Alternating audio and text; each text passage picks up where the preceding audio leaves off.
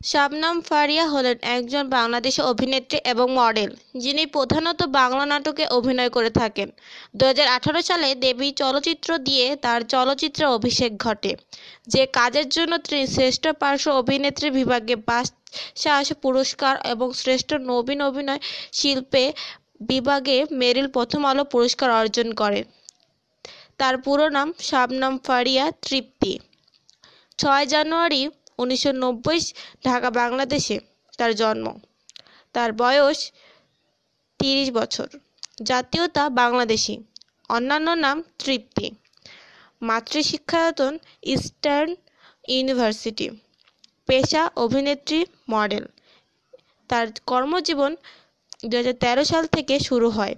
উচ্চতা 5 ফুট 6 ইঞ্চি, যা 1.68 মিটার। দাম্পত্য সঙ্গী হারুনুর রশিদ অপুর সাথে বিয়ে 2018 সালে এবং পরে বিচ্ছেদ হয় 2020 সালে। তার পৈতৃক নিবাস চাঁদপুরে। তার পিতা পেশায় একজন ডাক্তার এবং তার মাতা গৃহিণী। ফারিয়া 2018 সালে এশিয়াটিক যে ডব্লিউটির ব্র্যান্ড ম্যানেজার হারুনুর রশিদ অপুর সাথে বিবাহ বন্ধনে আবদ্ধ হন। 2020 সালে 27 নভেম্বরে তাদের বিবাহ বিচ্ছেদ ঘটে।